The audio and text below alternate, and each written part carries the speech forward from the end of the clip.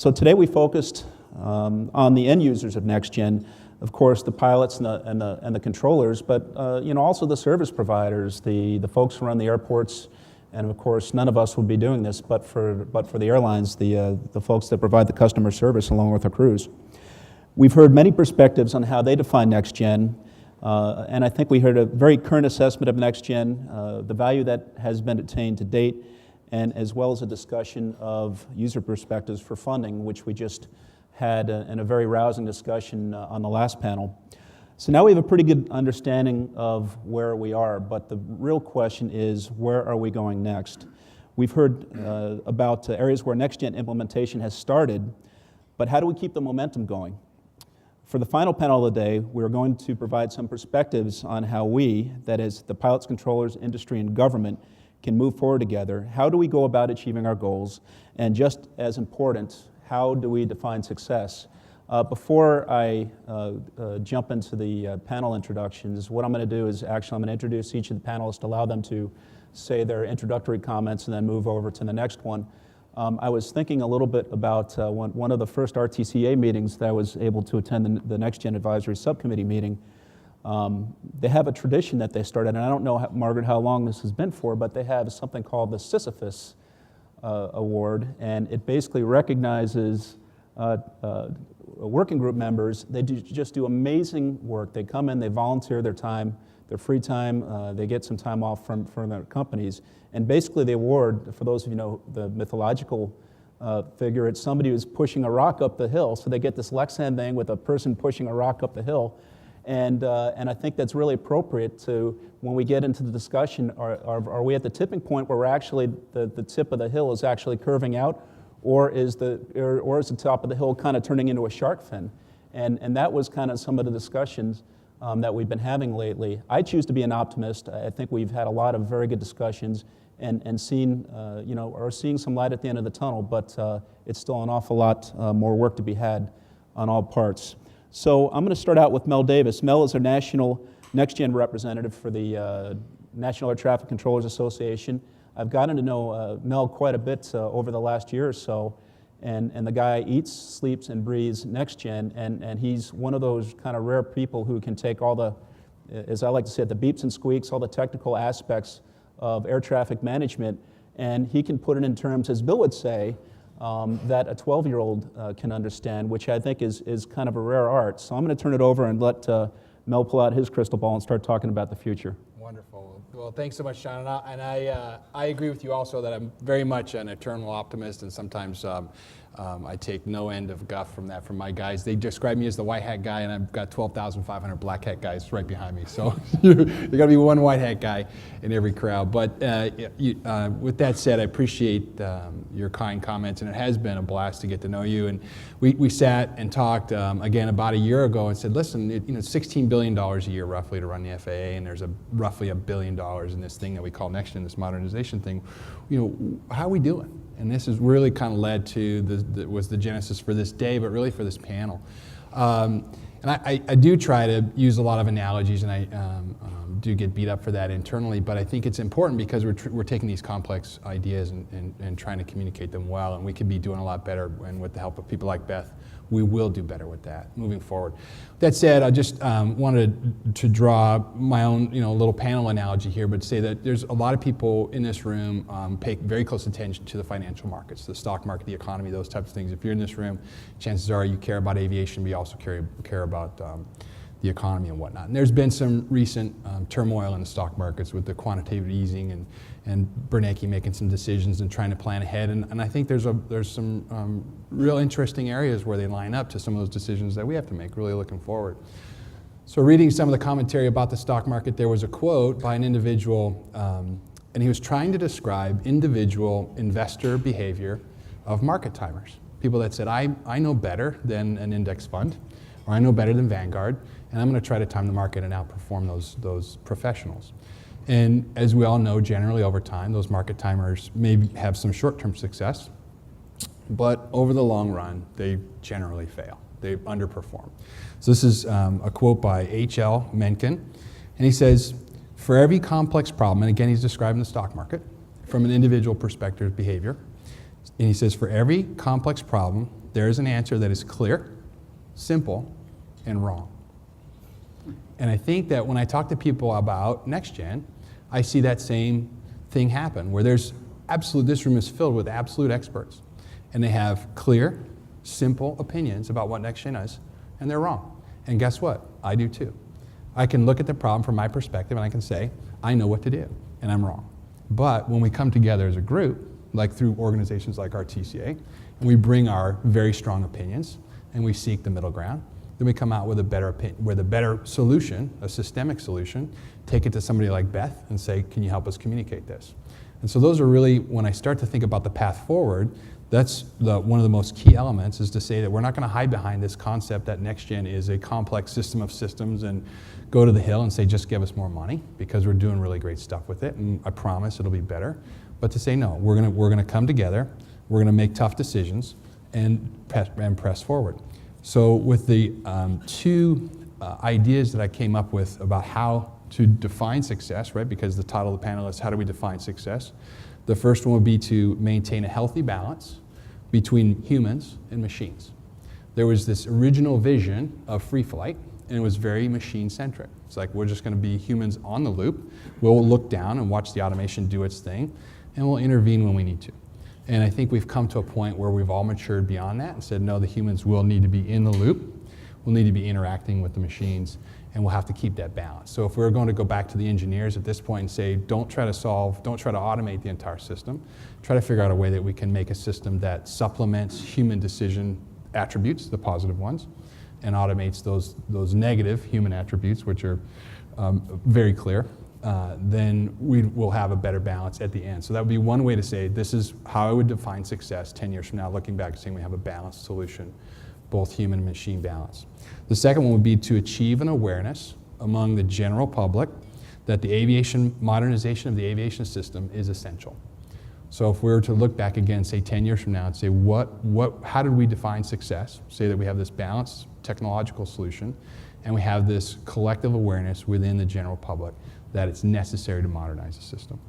So how do we achieve that? Again, the second part of the title of the panel. Well, I think one term wraps it up, and that term, or the thing that's necessary, is leadership.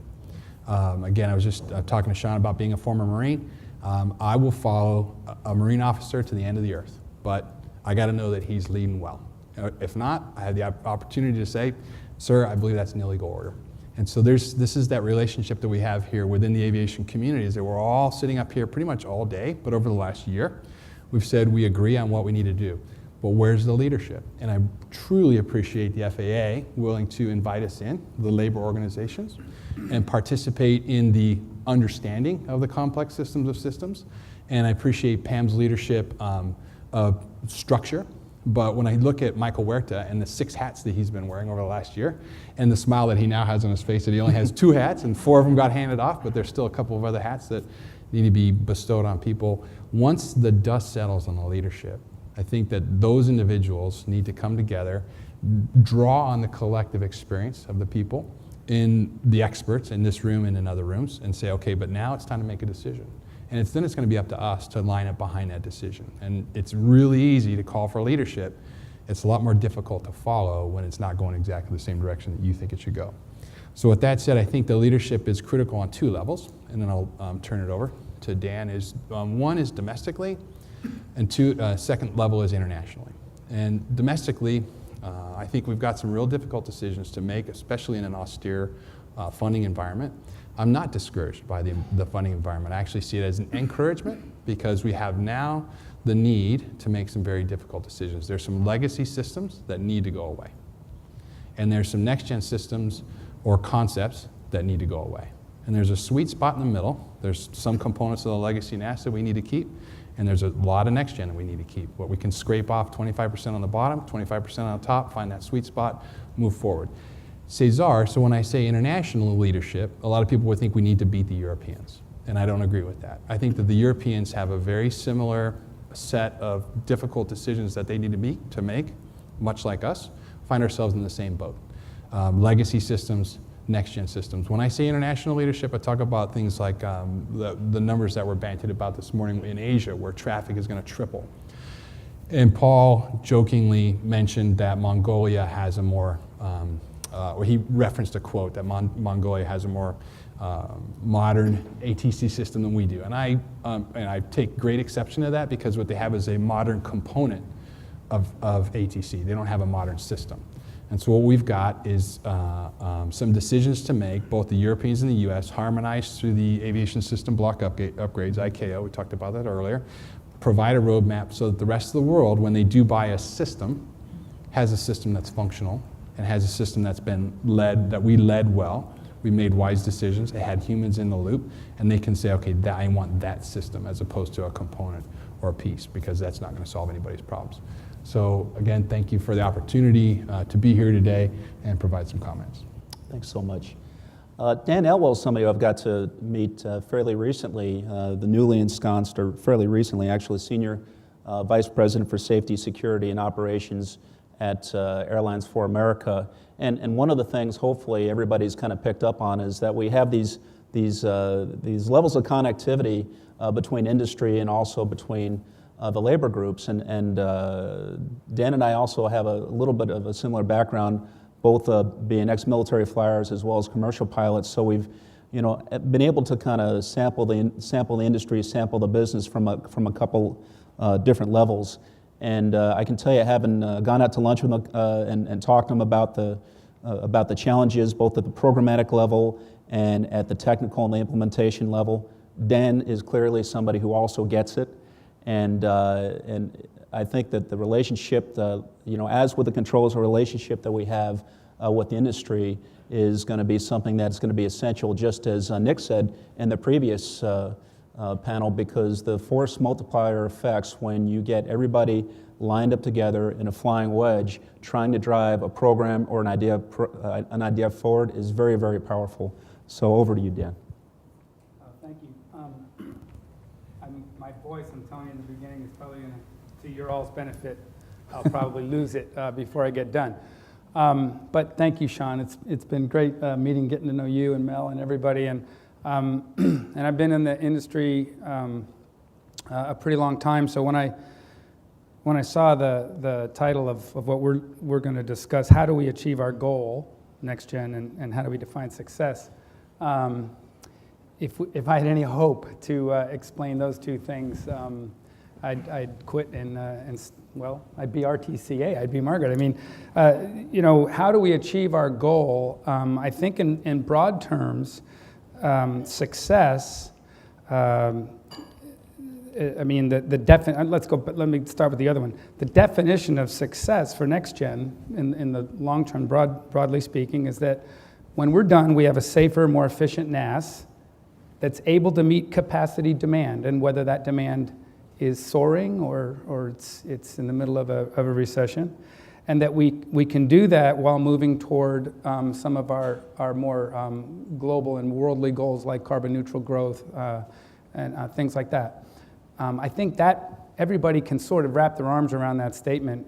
Where we get bogged down, and where we have gotten bogged down in the past, is in the details. The metrics working group with NATCA and operational capabilities, and the stumbling blocks to PBN implementation. Those are the finer points, and that's where you get to that what I just described to me is a broad definition of success. How we achieve it, though, is what this whole thing's been about. Whether it be funding, whether it be I thought Bill Ayer's comments at lunch were phenomenal, because what he was describing is that the right people go after the right things. Okay, so we've heard spoken before earlier today that we need very high level authority, that people that are authorized to make decisions when things bog down, and that authority can go through the system. Well, that's very high level stuff. That's Mike Whitaker, Mike Huerta, that's those folks, the CEOs, focus on that. And then we had a panel where people are talking about, where the decision height's going to be, and whether or not you can keep the autopilot on below a decision height on an RMP approach. Well, there's great people that can talk about that stuff too. And we can get into how we're going to measure how much fuel savings we get on a city pair, and whether we're going to use UI data or not use UI data, or we're just going to use fuel plant. there's so much of that needs to be discussed, and it's happening now, and I think we're having some real success. But the most important thing is that we define what we want to do with what we have at our disposal to do right now. We've heard the expression used several times. We shouldn't boil the ocean. We should go after what we can do, and I think we're sort of on a path to do that. It makes me think that in a way, and it's the first time I thought about this today, listening to everybody speak, and what I had prepared to say was gone before the second session was over. But you know, the FAA in a way is a victim of their own salesmanship or sales job of what NextGen, the final NextGen, would be as JPDO described it. And what they did is they described the ocean. And everybody, users, stakeholders, said, oh man, we want this. But like kids at Christmas, you know, when they want their iPhone, they want it now. And so we've all been pointing fingers and complaining about slowness ever since. And so that led me to think about a joke that I'll let y'all see how it applies. But since it's 3:30 and lunch is sitting there and you're all starting to, you know, the afternoon slider, there's a story about a guy who was going to go travel the world for about 6 to 8 weeks, and he had to leave his beloved cat with his buddy, and his buddy promised to take care of his cat. Had this cat for a dozen years, loved the cat. So on his first point in Europe, he calls back about 3 days after he left and asked his buddy, how's my cat? He said, oh, he's dead. He's dead? He said, yeah, I'm sorry. He just died about a day after you left. And wow, gosh, why would you tell me like that? You know, I'm going to be gone for 8 weeks. First time I call, say she's stuck on the roof. The next week, say, you know, the firemen tried to get her, but she hid in the gutters. And then the next week, I don't know, just work. And then by 6, 7, 8 weeks, I've gotten used to the idea. And then you can say, you know, it won't be that huge a shock. You don't have no idea how much I love that cat. How's my mom doing? She's stuck on the roof. So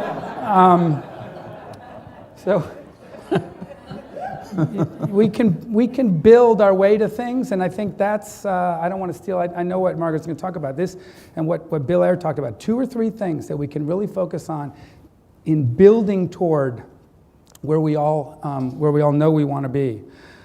And I think with that, I'd love to just regale you with details about how we're going to define all this, but there's people way smarter than me that are working on that right now, building the metrics and designing how we're going to get through this, all under the cloud, of course, of sequestration, which we've talked at length about. So I'm really anxious, actually, to get into the discussion and the back and forth. Thank you. Great, thanks, Dan. Well, as you look on your programs, you probably noticed that we had Neil Planzer slotted to participate in the panel. And as fate would have it, unfortunately, Neil wasn't able to make it, but I happened to be at the CESAR meeting a couple days ago talking about CESAR implementation, and Neil had recommended this individual named Mike Caflisch. And as fate would have it, I think it was probably serendipity, I was seated directly next to Mike at the CESAR thing the other day for lunch. So I kind of took that as a sign from above.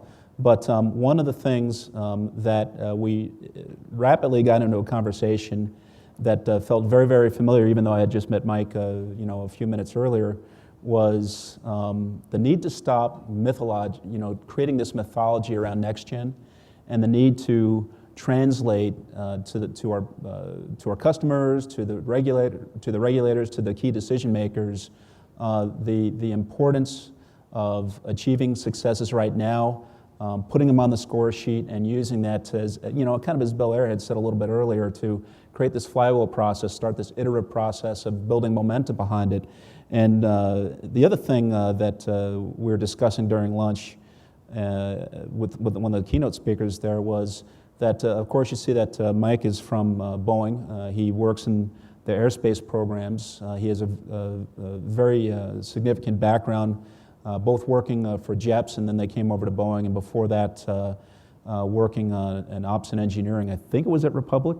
Did I get that right? Yep, okay. But the one thing that was very clear with the discussions that were being conducted the other day, and it's another theme that we hit today at the meetings and the discussions we had, was the need, regardless of what flavor you are, Boeing, Airbus, Ford, Chevy, whatever, is to understand just the incredible imperative that we have before us to set aside necessarily the branding of the technologies and look for the greater good and look for the benefits, which really will be a boon for everybody right across the board, regardless of what title your business card says. So I'm going to stop right there and let Mike introduce himself. Thanks, and Sean. share your thoughts. I'm sorry. No, thank you, and it's a great setup, and Dan did a good setup too with his description about kind of describing what it is that we're trying to do and set goals and objectives. I look at things a little bit more programmatically, and that is I need to measure, and I need to make sure that we're achieving those goals and objectives, and how do we really set up a structure around that. But before I get into that, I just want to kind of talk about a few opening remarks about setting a framework for why NextGen is so important, and I want to leverage off a comment that Lee Moak made this morning about our sense of urgency. And when we look at the developments that we have going on supporting global air traffic management transformation, they're some of the most significant public programs of the recent past, both in terms of scale and the financial investment. And of course, NextGen and Europe's Cesar programs are leading the way on those.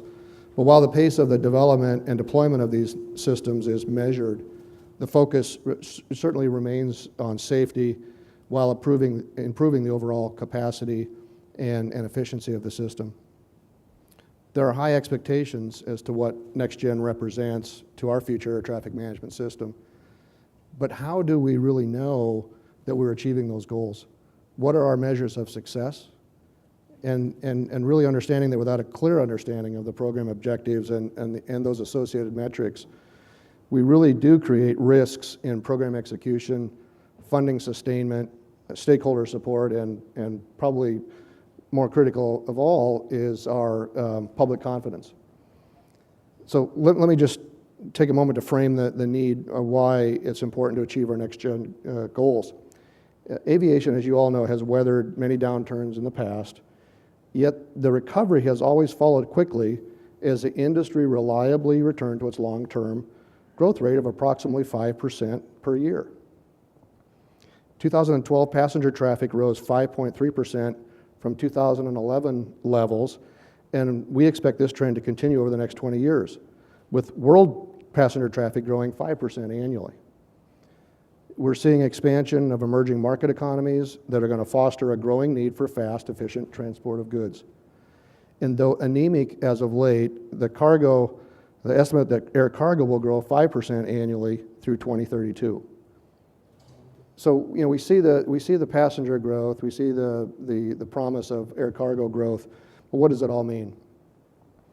Our Boeing current market outlook projects that for global large commercial airplane fleet, we will nearly double by the year 2032. We forecast a long-term demand for 35,280 new airplanes valued at almost $5 trillion. And a little over 14,000 of those new airplanes, 41% of the total new deliveries, will replace older, less efficient airplanes, reducing operating costs and decreasing carbon emissions. The remaining 21,000 airplanes will be for fleet growth, stimulating expansion in emerging markets, and supporting innovative airline business models. The bottom line is the world fleet will grow significantly with new airplanes with the latest technology. The stakes are high. We have got to get this right. The growth will put significant pressure on the global airspace and require complementary infrastructure developments such as NextGen to modernize air traffic management and support crucial enhancements that support that system capacity and efficiency. So, how will we measure success and ensure that the significant investments that we have made and continue to make will allow us to deliver our commitments as promised? Financial expenditures individual projects and volume activity are not synonymous with actual progress. Our executive and legislative leadership have been called on to establish and track a simple and clear set of progress-based metrics to determine whether NextGen plans and implementations are actually achieving the defined air transportation objectives. These metrics, easy to calculate from readily available data, should provide a practical assessment of the true safety, capacity, efficiency, and cost reduction performance. The NextGen Advisory Committee has been very active in driving the establishment of these specific metrics supporting measured outcomes. If these measured outcomes do not show improvements in safety, runway throughput capacity, cost to FAA, optimized separation criteria, and city pair times, then we won't be able to justify and defend the cost versus the benefit. As new capabilities and early NextGen components are deployed, our time is now to make sure that our stakeholders and constituents are clear that NextGen is real and that the investments have been made can be justified. Thanks. Thanks very much, Mike. Before I go on to Margaret, if I could just put one other administrative note. I hope that all of you have feedback sheets sitting in front of you. We read every single one of those things, so your feedback would be greatly appreciated because we put on a number of these events and we learn from each of them. And so if you could help us to produce a better product, I'd certainly appreciate it. Okay, now shifting over to Margaret, and my apologies for taking a poke at you about the award there, but you know, like Lee, I'm fairly new to this town, and I'll tell you what, when I walked into the first RTCA meeting, it was a little bit intimidating to see this whole room filled with all these really, really smart, really engaged, very, very articulate folks. But I'll tell you, you know, kind of tailing off of Mike's comments about, you know, the stakes are too high, we can't afford to fail. You know, if there's a body that's set up for success, even though RTCA is an advisory commission, I think the, you know, cross-party nature of it, the purely collaborative nature and the leadership they show in helping to set the right standards, helping provide the right guidance to the FAA and others, I think that we simply would not be having this discussion, we would not have these people in the room but for the great work that they do, and that comes to leadership. So with that, I'll hand it over to Margaret. Thank you. Did I redeem myself? Pardon me? Nothing. No, thank you. I'm not going to take it personally that you asked for feedback just before you went to me. But so just think about filling out those forms. I'm also the one who didn't get the memo about no charts. So I thought I'd give you a few things to look at while I spoke. You know, I have the privilege of being able to provide that venue for the many committees that are working to help with moving NextGen forward, and it really is amazing to watch in this community how much we transcend the politics and people come together and put their agendas aside and really do work toward a common way forward. So I wanted to just talk, I have a couple slides just to talk through where we are. Unlike probably any time in the past as we've been evolving our system, NextGen really takes large amount of investment on the part of operators and the FAA. And so because of that, and the need to be able to close the business case for those investments, the most important thing here is that we're all confident when we make those investments that we're going to get a return. So as we start now and move, as we've been doing in the United States, from planning to implementation, we're finding out that it's really, really hard. And there are a whole lot of things you have to do that have nothing to do with technology. I think it's been said many times that technology is fairly well proven, and we've got to figure out how to get it into the system and deliver those benefits. That transition is going to be difficult, and now more than ever we need to stay together and come together with a single set of ideas for how to go forward. One of the things that's important there is that as we decide as a group what we want to do, everybody has to commit to that and then live up to those commitments. So that really takes a fair amount of leadership, and it takes a willingness to decide not only what we're going to do, but what we're not going to do. And it takes understanding the business case and making those kinds of investments. So what we've learned, and I think everybody knows here, is that the challenge of delivering those benefits, we know what they are. We know what we have to do. Once we get the technology delivered, the worst thing that can happen is what has happened in the past, and we don't get those benefits. We really need to understand that for each of those sets of capabilities that we're going to deploy as part of NextGen, there are decision tools required for the controllers and the pilots to be able to deliver the benefit. In many cases, we have policy changes that are needed, and we've heard already many times the term best capable, best served, best equipped, best served. I heard a new acronym yesterday that I don't know that I'm going to remember. Pam might know it. AirPass, and you can say what that stands for, but some way of moving from first come, first served to being able to deliver those benefits. We often need to change the airspace, lots and lots of experience on that. Standards are required, certification, operational approval, training, all these things have to come together, and it's our ability to do that and maintain our world leadership is critical right now. We are working closely with the Europeans, who clearly have some of the same issues we have with aging infrastructure moving forward. It seems pretty clear to me that if we don't continue to work in harmony with the Europeans and work to have ICAO adopt a lot of our standards and processes, that there could be a certain amount of leapfrogging going on with other parts of the world that would potentially find it easier to make those transitions. So what we've been about on the NextGen Advisory Committee is in response to some very pertinent, relevant questions from the FAA. We've had literally hundreds of volunteers providing answers to some of these questions, and these are some of the topics that we've been dealing with, and these are the things that are going to be critical to success.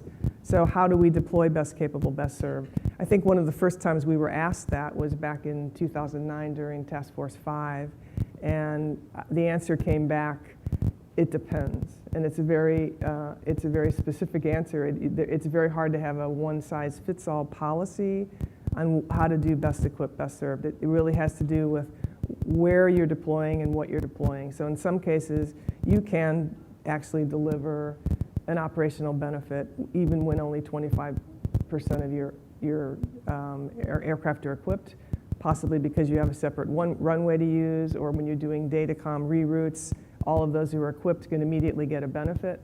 In other cases where you need 80, 90, 100%, you may have to look for other ways to incentivize so that you will have or airlines and operators who want to be the first to equip. But you've got to get them over that hump until you have the requisite equipage. We've been asked to prioritize a lot of things. Where do we deploy? What do we deploy? When do we need things? And that's really, I think, that where the beauty of that public-private partnership comes in, where we all sit down, and if we're asked a question like that, we will spend the first part of that committee work just focusing on what are the criteria. What criteria will we use to decide how to make priorities? And then we apply those criteria. And that allows us to have a repeatable process, a defensible set of answers. If somebody wants to know why we said this city versus that, we can point back to the fact that we had a very good set of criteria. And then the loudest bully of the day at the table isn't always the one that wins the day. And so those are the kinds of processes that have become very much nature to the people who are coming and serving on these committees. We've now got to the point where we really need to define an integrated set of capabilities. And we find this across even on our technical side as we are developing technical performance standards for avionics. All of a sudden, all the committees are finding that they have to talk to each other as they start to develop minimum performance standards for ADS-B applications or datacom applications in order to do things like allowing high-density metroplex operations where you might have curved approaches. Well, all of a sudden that might affect the ACAS or the TCAS algorithms, and so it all starts to to come together, the COM, the NAB surveillance, and the ATM. We have to understand the concepts, and then we build the technology within the context of those concepts. So there's a lot of work going on there. So, I think finally the point that's been made many times today, all I want to do is provide a graphic of this point, and that is that we are indeed, I think, at a tipping point. And I think it's terrific that we're all here talking to one another. Everybody's really seems to be coming to the same sheet of music. We're all saying the same thing. But if we're back here a year from now saying the same thing, that ball's probably going to be back down at the bottom of the hill. We've got barriers, clearly. And as Bill said during lunch, we have to acknowledge those barriers, and we have to say when they're red, and then we have to go to work on making them green. And I think the two best ways to do that, the two most important aspects there, are leadership and prioritization, and those two are related. We need the leadership both within the community and at the FAA to decide what we're going to do. Pick a few things. I agree with Bill, when you look at Appendix B of the NextGen implementation plan, it's got a lot in it. But I think probably if I were at the FAA, it would be very difficult to say, okay, we're not going to do that, because somebody's going to be unhappy. So what we can do on the NAC is help with that in setting those priorities as a single voice going forward and saying, we all agree, this is what we need to do. There need to be some things that are basically immune to the budget problems. We're going to do these three things no matter what. Other things may be nice to have, we will work on, but maybe not quite as important. And that way we can help ourselves get over that point. But you'll notice that you get over it, we're going to face other hills as we go forward. But the idea here is that that kind of momentum is going to help us get over the next set of hurdles. It's sort of that virtuous cycle that Bill Ayer was talking about. So we develop and build the confidence by doing a few of these things, delivering benefits that will move us forward, I think, toward a very successful NextGen. But it's going to take all of us staying together. Thanks.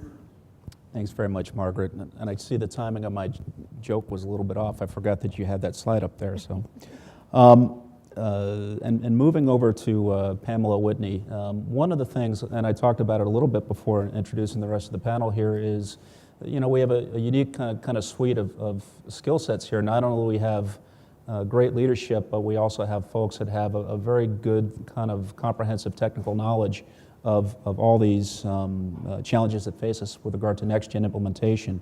One of the other things that we discuss quite a bit in the safety world is safety management systems and accountable executives. And I'm pleased that as Mel kind of talked a little bit more reference to comments about Mr. Huerta, we're seeing folks occupy key leaderships with a very, very refined focus on NextGen.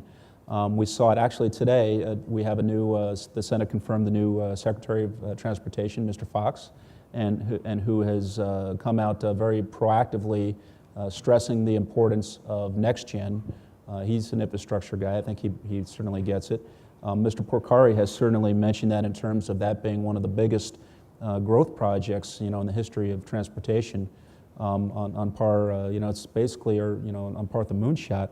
Of course, Mr. Whitaker is now the senior accountable executive, I suppose, within the FAA, whose primary mission is NextGen, and working right alongside him is Pamela Whitney, the acting administrator for NextGen at the FAA. So I think that that's a very positive development in that we have some very talented folks with vision who also have the skill sets and the wherewithal to keep this program on track and moving forward as any accountable executive does for any safety organization. So I think that's a great lead-in, and I'll let you take from there, Pam. Okay, thank you, Sean. Thank you to ALPA and NATCA for the invitation. I think it's a trick that you put me at the end because there's not much left to say, so maybe I should just say I'm from the government and I'm here to help. So what I would like to do is to say that I agree with everything that's been said here. I think we have come a long way because the conversation 5 years ago was very different. I was in a position at the FAA when we received the RTCA recommendations, where I actually led a team of people to comb through them one at a time to understand them. And I think the fact that we have been able to incorporate those recommendations into our plan, so they are not, separate and apart. They're not something that we talk about as the RTCA plan. They are a part of the plan. So they're included in the things that you see in Appendix B. Having NATCA as a part of our team has been very, very critical to us. I talk to Dale if I need to. I talk to Mel if I need to.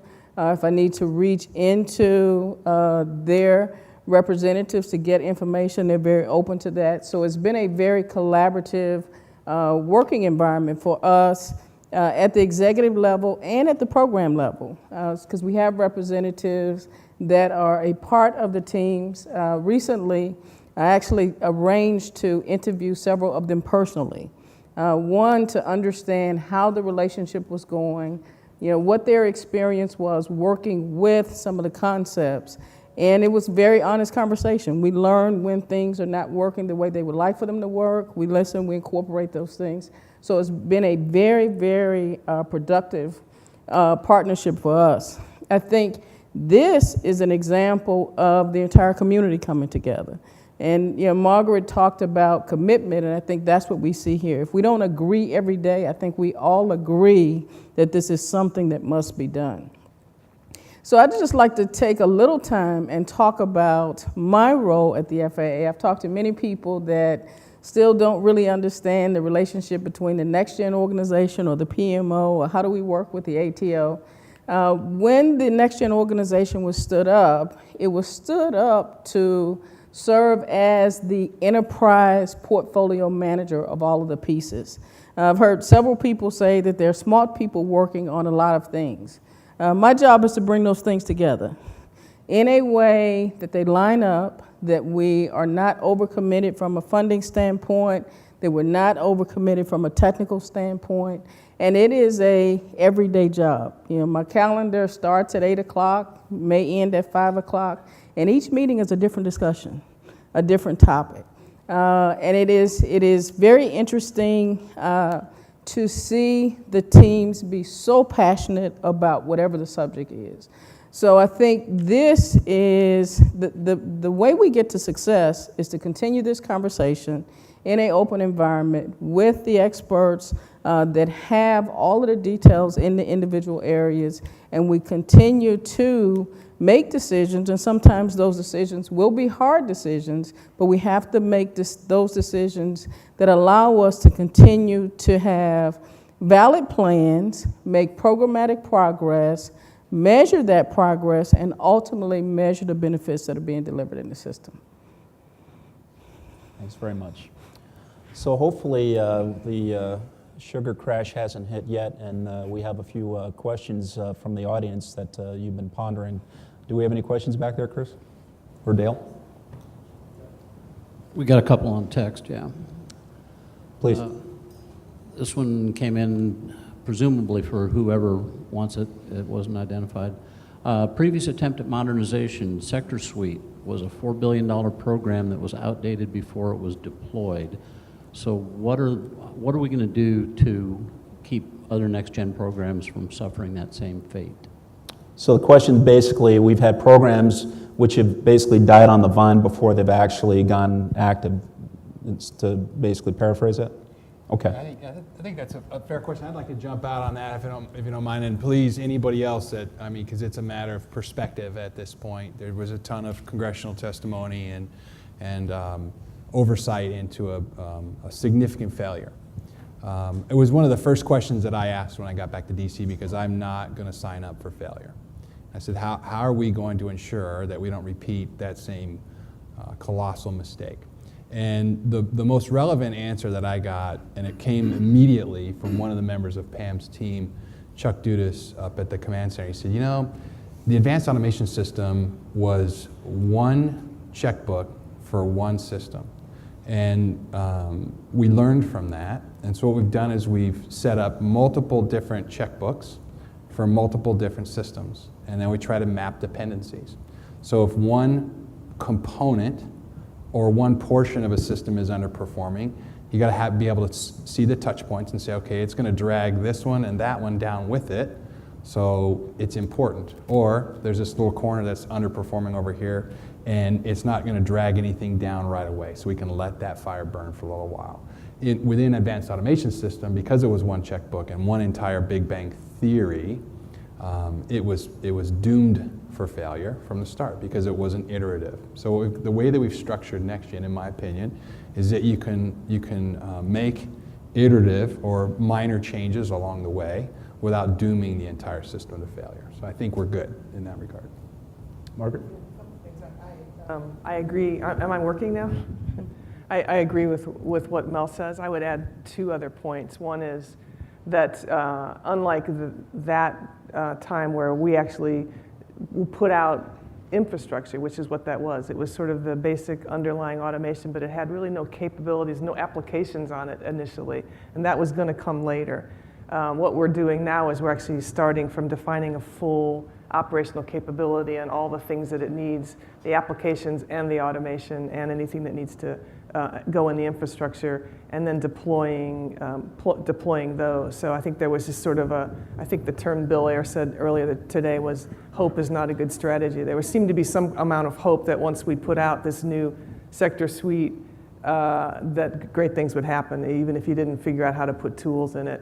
And the other is that I think we manage requirements a little better now. So you don't have sort of a gold-plated, it needs to do all things and needs to be, 10 nines of reliability or those kinds of things. So I think we're a little more pragmatic about that now. So there's a more of a, as you said, an iterative approach to these systems. Yeah. So the point I would add, and I agree with both Margaret and Mel, is we've done two other additional things that I think are very important. One is that we've included demonstration of the capabilities into the plan. So we're demonstrating those capabilities. We're working with the partners, whether they're airlines, airports, or just some of the different manufacturers, to actually try these things out to support the development of better requirements. That allows us to understand how it affects people, whether they're controllers or pilots. It allows us to understand the changes required from an automation standpoint in multiple systems that we may have that will support it. It allows us to understand how to integrate safety and also how to develop the procedures. So trying these things out up front has been very critical to defining excellent programs. The other thing that we've been able to do is to segment the program. So it's not one large Big Bang program. We can define those programs in affordable segments where we have valid requirements for those programs, so we're not trying to do too much at one time. And I think one of the other things that you've been doing is adding metrics to these. So we're looking at what is it we're trying to achieve with this system. And typically you wouldn't spend a lot of money unless it's either going to reduce the cost or improve the service that you're delivering. And so these are all being set against potential performance improvements in the system, and I think that's another critical change. Yeah, Dan was the first one that brought it up on this panel, but I'm blown away at the capability of the visualization tools that we have. That you guys know because you're aviators, and I know because I watch you aviate. I know I have this 3D picture in my head, 4D picture in my head of what's going on, but to translate that to an appropriator on the Hill, to say I need more money to fix this, and try to describe it in a word picture, or to take in, some ASDX data that shows 28 or 84 airplanes lined up at a runway at Kennedy, or ground tracks that are splayed all over the place. Put that in front of them and say, this is what I need the money for to do that, and then prove it through an operational trial. Oh, we can do that. When the Advanced Automation System Day, those visualization tools didn't exist. It was a big story. House of Cards falls in. So it's, we're just the ability to tell the story now is a lot better. Anyone else? I should also point out that in addition to folks texting from the audience, I think we've been doing webcast counts. We've had approaching up to 300 folks that are actually watching remotely and texting questions in as well. So very encouraging that we have all these interesting questions coming in. And I think we have another one, Chris? Yeah, actually kind of a follow-on to what Mel said about getting the word out. And it deals with how the insider community, so to speak, needs to focus on the issue of educating those who need to be educated, like Congress and the general public, on what the benefits truly are if we're actually going to see some support for the success moving forward.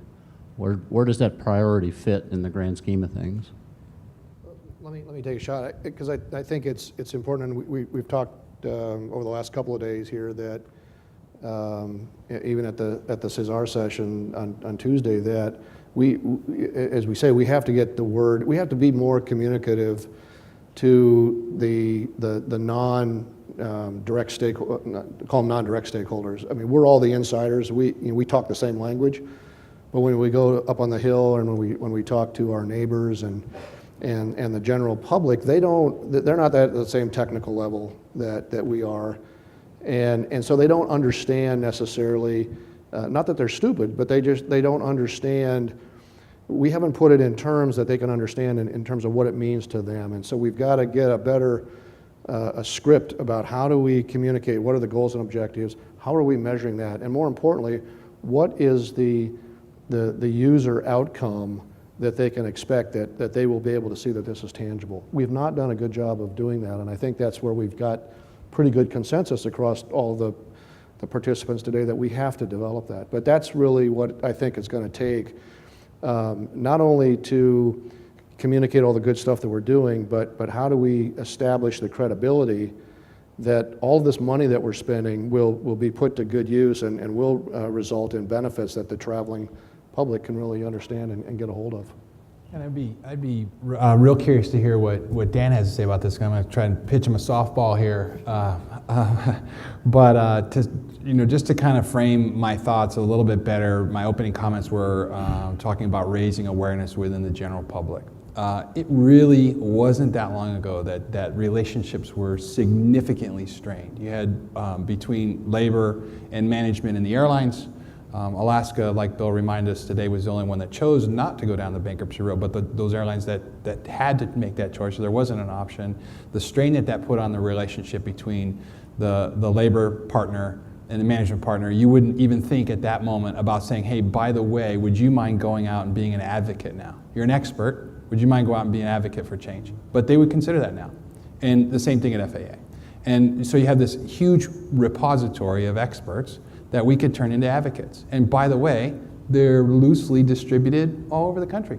Imagine that. So there's a ton of congressional districts that we could touch.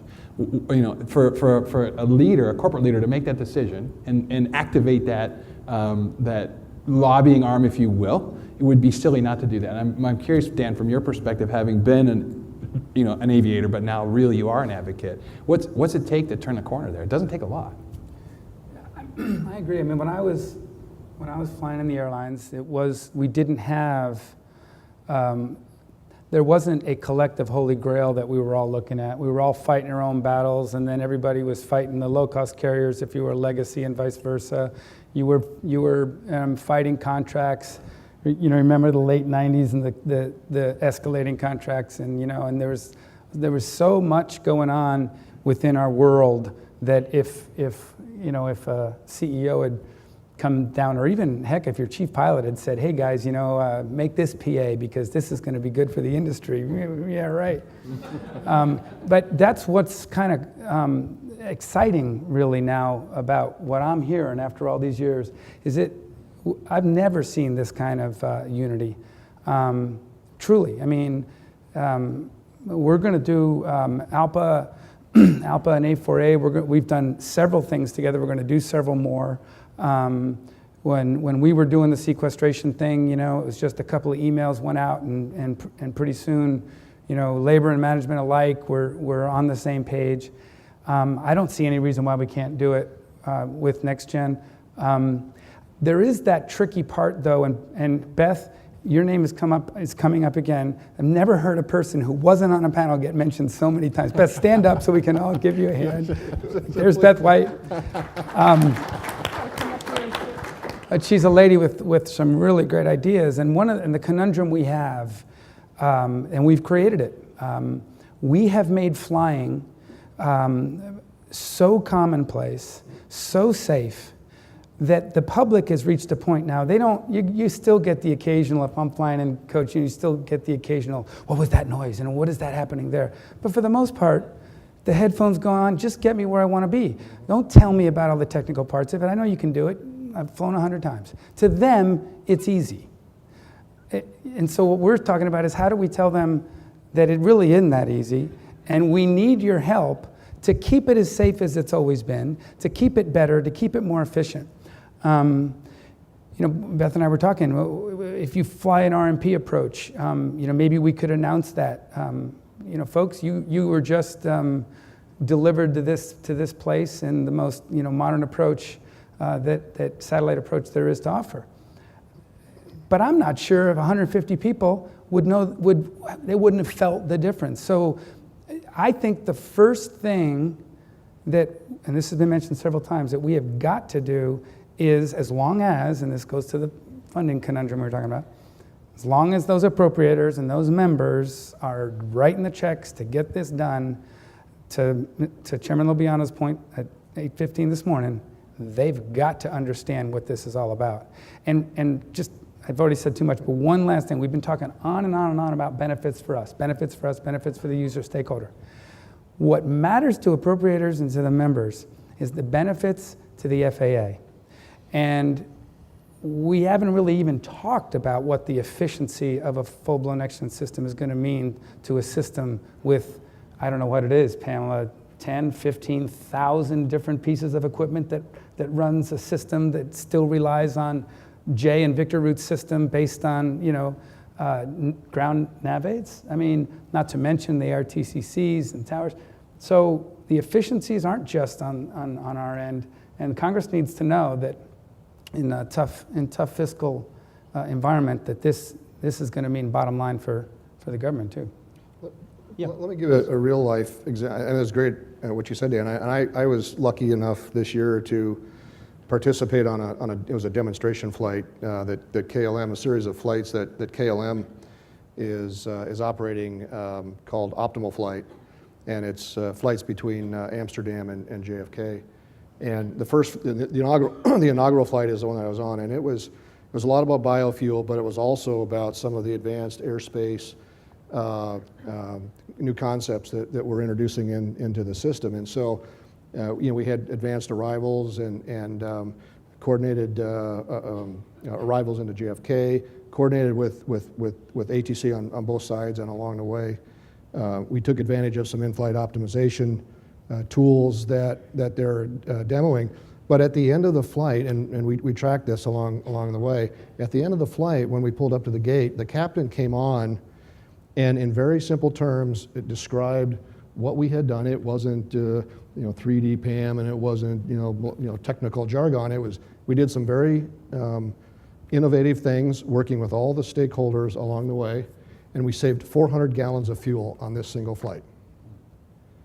And the cabin broke out in applause. Yeah. They got it. They got it in terms that they could understand and relate to things that are interesting to them. And I think if we can do more of that and become our own advocates in our public encounters, I think that will go a long way. Yeah, that was the thing that immediately came to mind when whoever asked that question. It was right on the mark.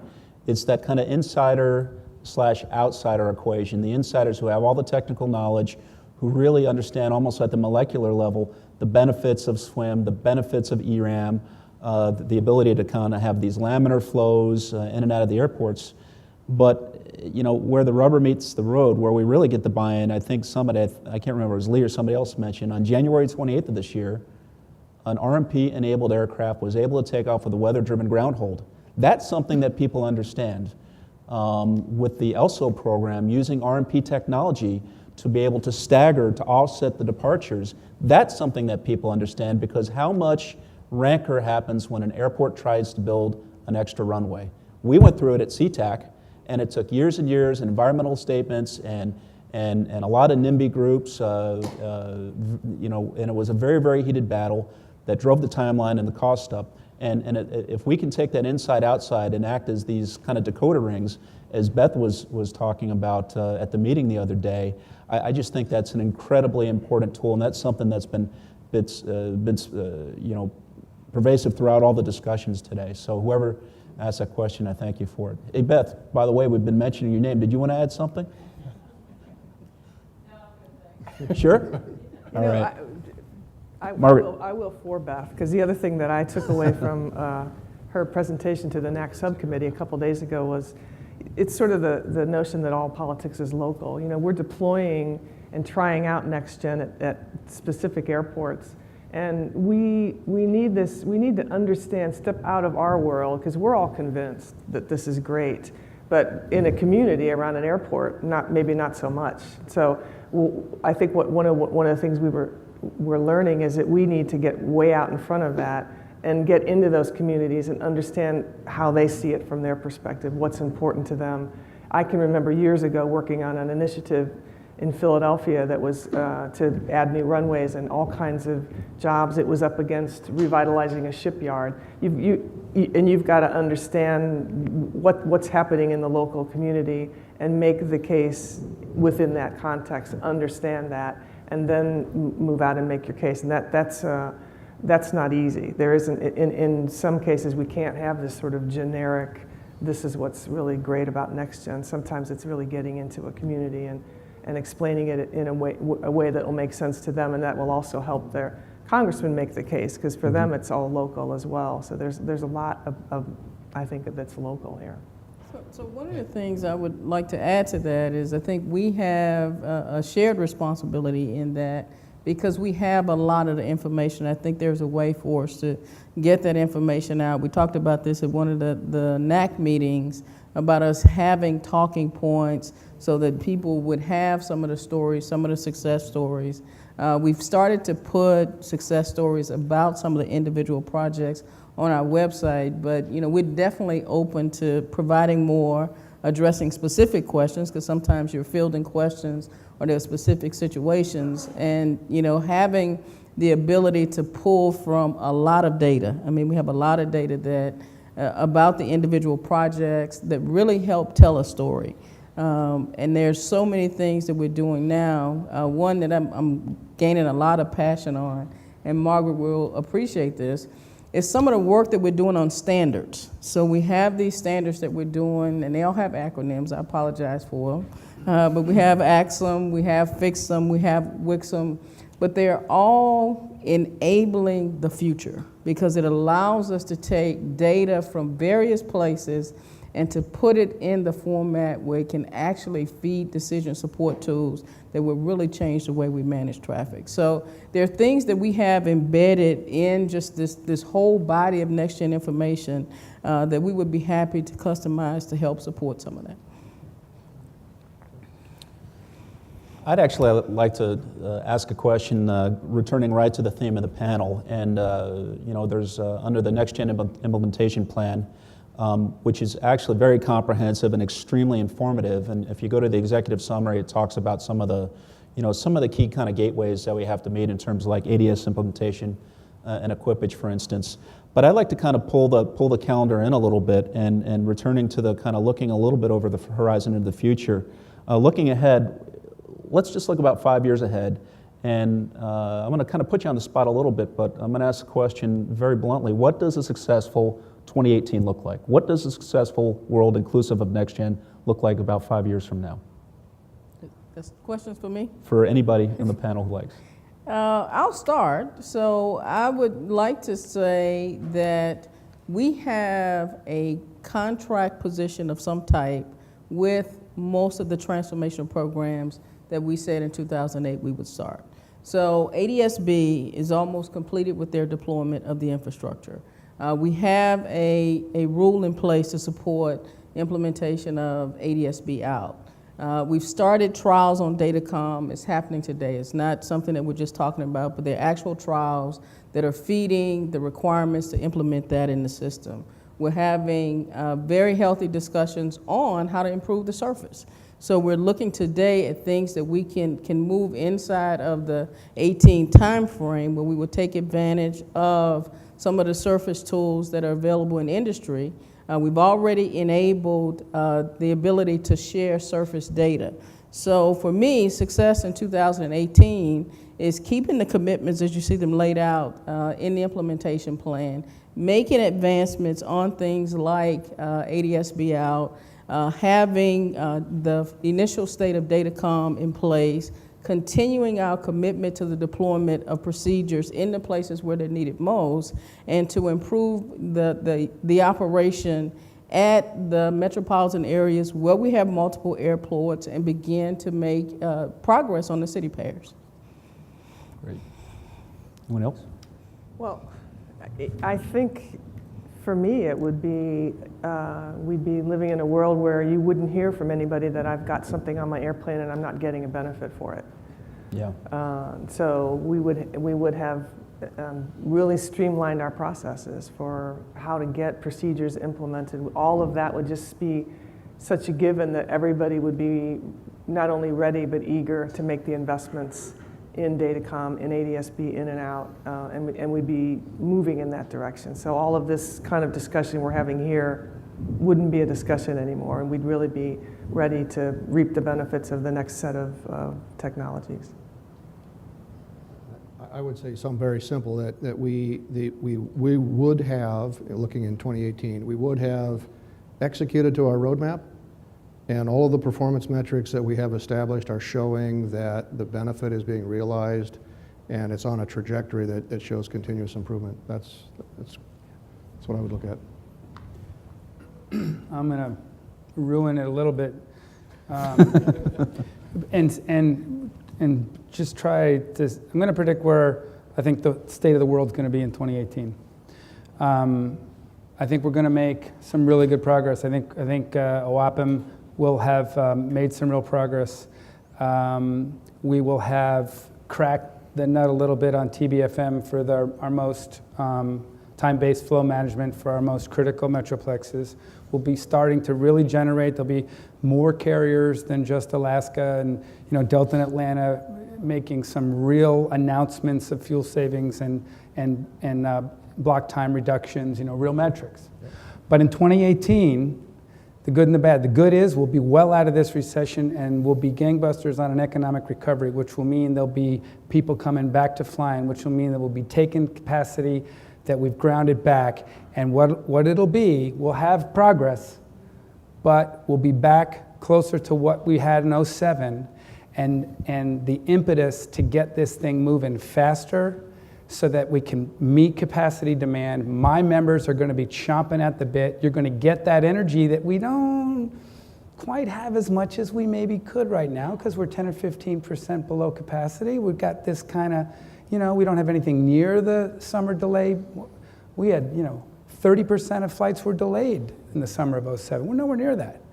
My prediction is 2018. We're going to have some success to fall back on, but we're going to be screaming for more progress and really at the table to get it, because economically, globally, demand's going to be way up and we're going to need to move out. That's scary, Dan. I think we're too cut from the same cloth too closely, I think, in the pattern there, because I wrote some notes. Thanks, Pam, for jumping out on that, because it gave me an opportunity to think about it a little bit. But the notes I wrote very much line up with what Dan just said. We will have figured out a way to stabilize the funding. There's so much collective acceptance that we need to do this, and I think Congress has an opportunity to function, and I think they're starving for a win, and so they'll pick aviation. They will have picked aviation and stabilize the funding system. The public will be more aware of the progress we've made, because, like Dan describes, we didn't make it fast enough. We didn't take up advantage of the opportunity that we had, which was over the last couple of years, to fix these problems so that we were ready for the future. So the pain is back, the pressure is back, the delays are back. It's more efficient than it was when we started, but we didn't get it done in time. And I think that the biggest success that we'll be able to tout in 2018 is that we'll be able to look back and see that the leadership team, that we've been, that's been bestowed upon us with the right people with the right experience at the right time, made some serious go, no-go decisions, and they executed on them. And we'll be able to say, wow, I'm really glad they made those decisions then, because we're reaping the benefits now, but we still got a couple extra steps to take, and we'll have that public pressure that will allow us to, again, get the ball over the next hill, because in Margaret's slide, it showed 2 hills that were the same size, and I think that it will look a lot more like the first hill will go down, but not all the way to the bottom, and it'll go about halfway down, and then that second hill, that second peak that's in that slide will be quite a bit higher than the first peak. Interesting. I guess I should take this opportunity, since now we have this on recorded digital media, that I'm going to invite the same group of folks, and we're going to have a panel in 2018. play the clip and see how we're doing, right? That's the yardstick, though. That's the measurements that we're looking. To the panel. Beth will be on the panel with us. She'll be in charge of it. Well, I'll tell you what, do we have another question? Because I wanted to make sure that we have time for closing comments, but we have a little bit of time left. Yeah, we got a couple. Just Okay, please. one is for Margaret, that the commenter notices that the NAC's been in place about 2.5 years and has a lot of the same folks on it that we've heard speak today, including both Lee and Paul. Can you comment on the role that the NAC has played in facilitating delivery of NextGen benefits? Yeah, I think, first of all, I think the NAC sort of picked up where Task Force 5 let off, and is keeping the attention and perspective and momentum on the idea that we need to deliver benefits for existing equipment. So I think there's a fair amount of focus that's continued on some of the Metroplex work.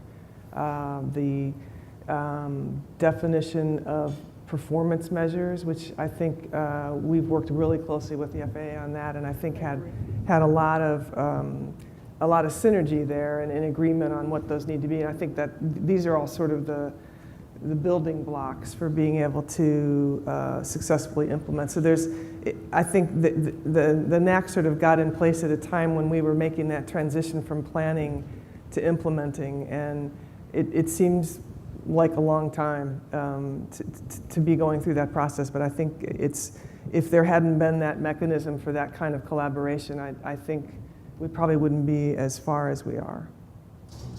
I think, if you don't mind me adding, Margaret, I think from what I see, the beauty of the NAC is that it pulls some extremely prideful, highly motivated individuals into a room that actually run significant businesses, and it forces them to know what they're talking about. You're not going to drag Lee Moak into a room and put him on the spot in front of a bunch of CEOs and him be unprepared. He's going to do his homework. He's going to know what he's going to talk about. But it's also Bill Ayer, who really shouldn't care less about the technology of an airline. He should just care about the profitability of the airline and leave it to the technical experts. But because now he's in a room in front of his peers, he's got to know it. And that corporate level board, not just boardroom, CEO level awareness of what I'm doing makes it easier for me to go to Bill and have a relevant conversation, as opposed to me having to compete with the people that are trying to upgrade the cabin, in-flight entertainment, or the ground infrastructure, those types of things, because the CEO is sitting above all of them. That CEO is now part of what's happening in NextGen. Yeah, and that's important. I think the thing that's been amazing to me is that we do have 28 executives. Both Dave Barger before and Bill Ayer now literally meet with us weekly to talk about what's happening on the NAC. And by the vast majority of the members show up for the meetings and the dinners the night before. So I think there's a message there that they're continuing to come to the meetings, and that wouldn't happen with this level of people if they didn't feel that there was a value to that. I think as soon as that goes away, they'll go away. So I think that as long as, that's just a fact that is, I think, been kind of amazing to all of us. To go back to a point Bob Poole said, it's really good, I think he said about, and to what you're talking about, this high-level engagement.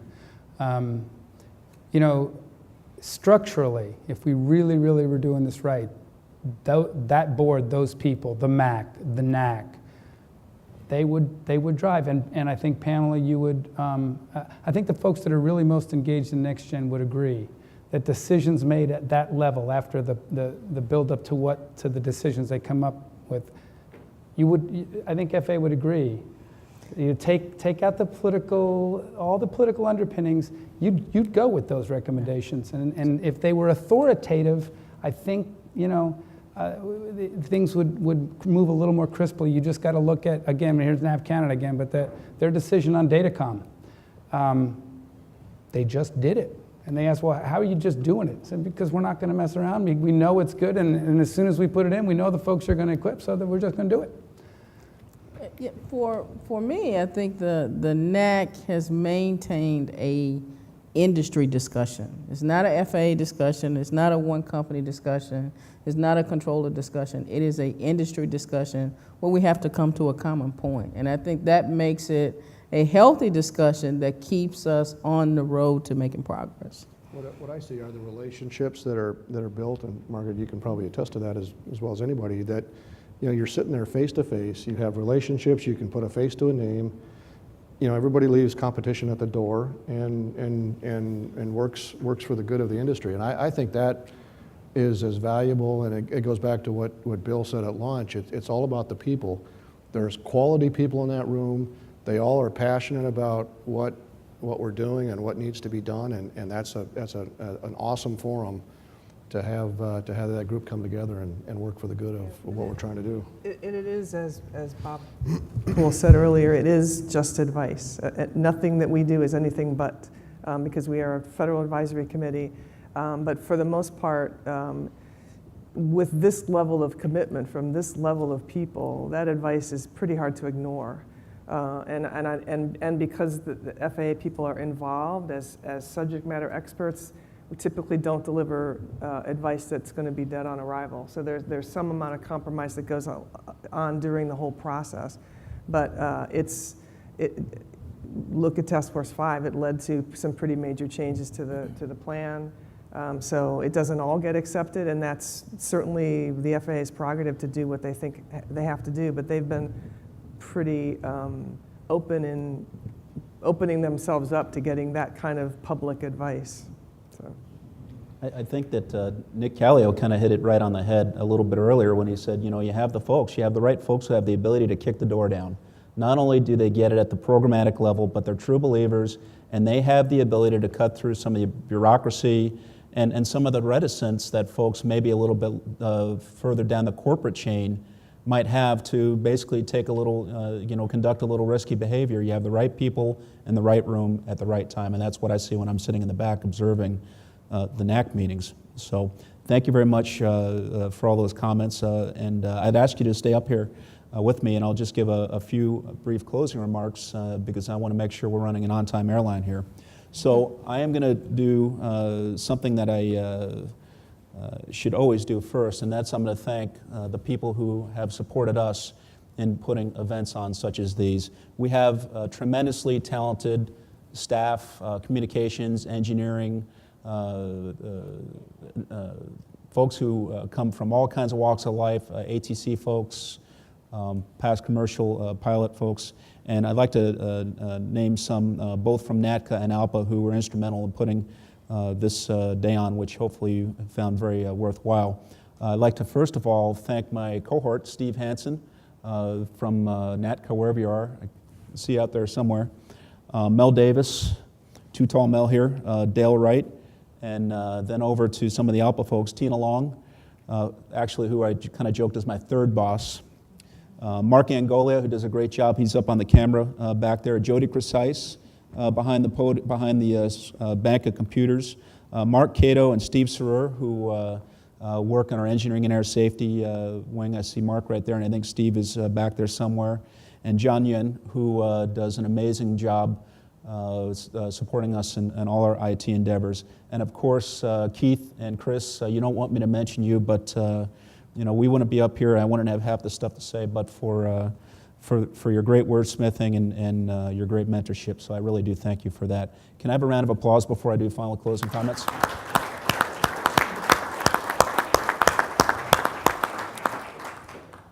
So on behalf of both ALPA and NATCA, again, thank you for participating in what we hope will be the first of several opportunities to discuss with the end users of NextGen, namely the controllers and the pilots and others, how we can help the industry move forward and realize the tangible benefits from the system, and most importantly, realize those benefits right now.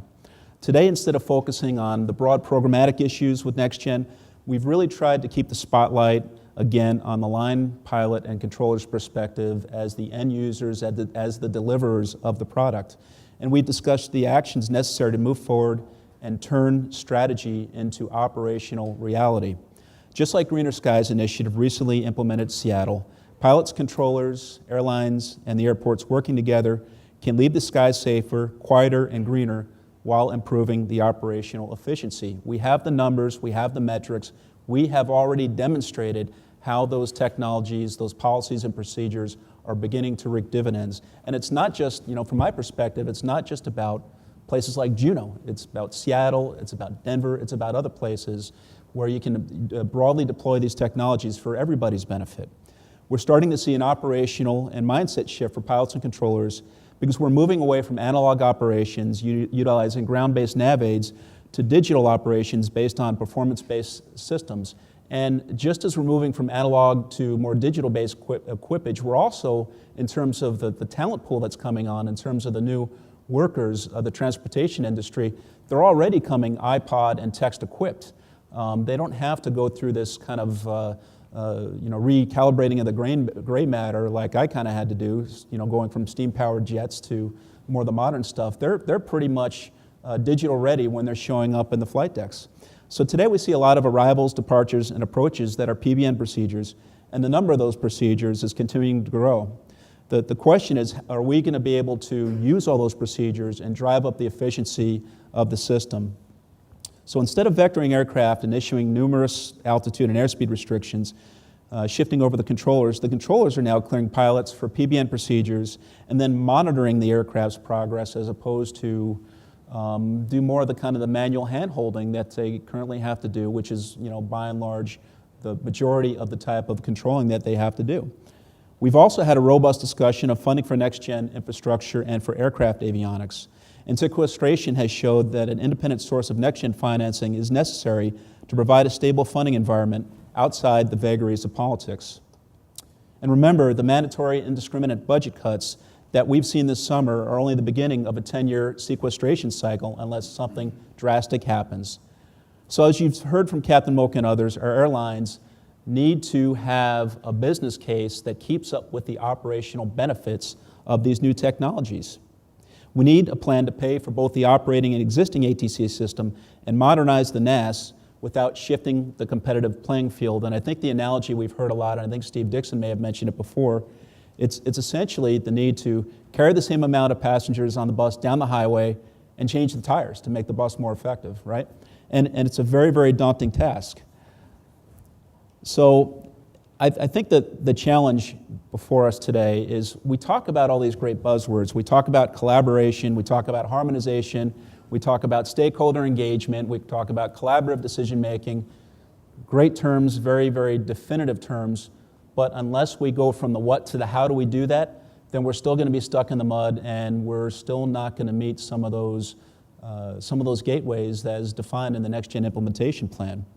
It's as part of our keeping our industry, as efficient and as safe as possible.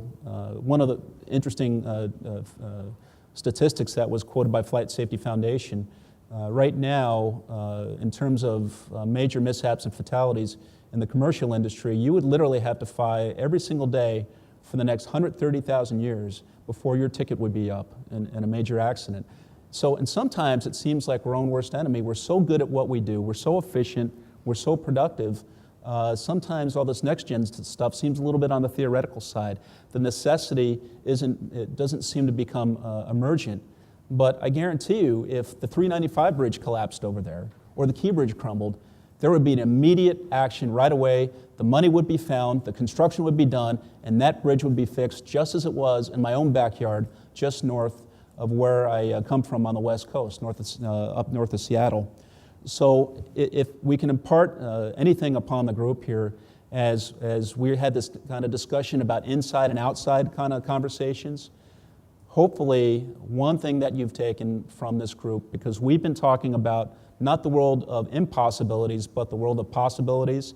And the last thing we need to impart on everybody is the urgency of the situation, the need to move ahead, because this is a transformative technology, transformative policy, and I think as Lee said before, we simply cannot afford the price of inaction. We cannot afford to fail. So thank you very, very much for your inputs today. Thank you for your participation, and a shout out to all the folks out there who are watching from the web.